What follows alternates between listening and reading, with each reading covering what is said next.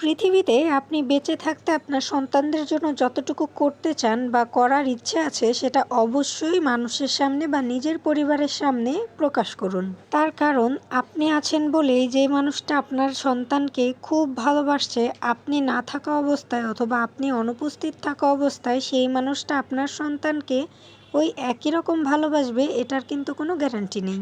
Hello viewers, আসসালামু আলাইকুম। Welcome জানাচ্ছি নতুন আরও একটি ভিডিওতে।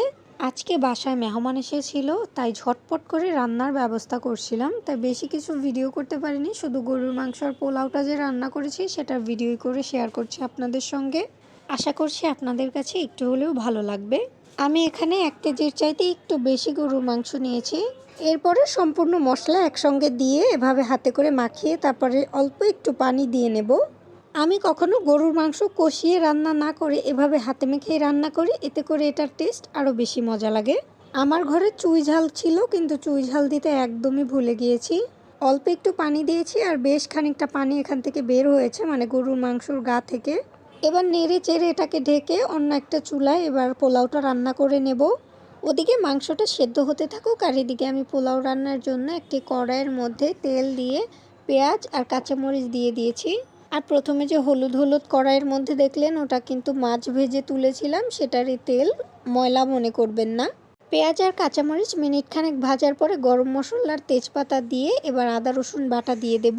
পোলাও রান্নার ক্ষেত্রে অবশ্যই একটু আদা রসুন বাটা দেওয়ার চেষ্টা করবেন, এতে করে ঘ্রাণটা খুব সুন্দর আসে। আজকে আমি কিছু মটরশুঁটি আর কয়েকটা গাজর টুকরাও দিয়ে দেবো এটার মধ্যে। এতে করে খেতেও মজা লাগে আর দেখতেও কিন্তু খুবই সুন্দর লাগে, কালারফুল পোলাও। যাই হোক, আপনারা রান্না দেখতে থাকুন, আর আমি প্রথমে যে কথাগুলো বলেছি সেগুলো আমি আবারও বলছি।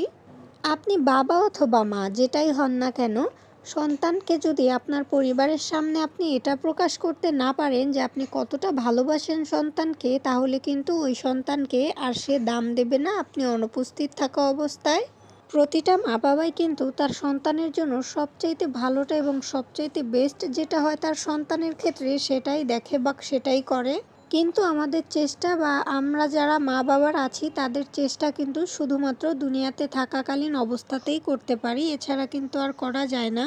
তবে আমরা মা বাবারা যখন দুনিয়াতে না থাকবো, তখন কিন্তু আমাদের আত্মীয় স্বজন বা পাশের যে মানুষগুলো থাকে তারাই কিন্তু আমাদের সন্তানদের দেখে রাখে কথাটা ভুল, যদিও তারা পাশেই থাকে, যতটুকু হোক তারা কিন্তু এগিয়ে আসে বা যেটাই বলেন না কেন সেটা কিন্তু তারা থাকেই পাশে।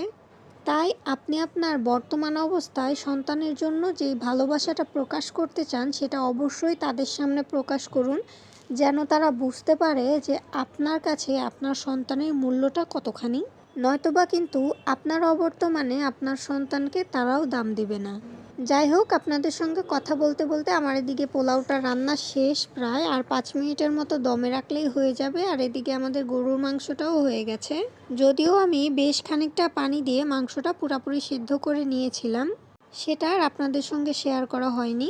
এই দেখুন, প্রায় মিনিট 5 মতো দমে রাখার পরে এই যে পোলাওটা একদম পারফেক্ট হয়েছে, আর দেখতেও খুব কালারফুল লাগছিল, আমার কাছে খুব ভালো লেগেছে। চাইলে এভাবে আপনারাও ট্রাই করে দেখতে পারবেন, দেখবেন খুব ভালো লাগে। আজকের মতো বিদায় নিচ্ছি, আল্লাহ হাফেজ।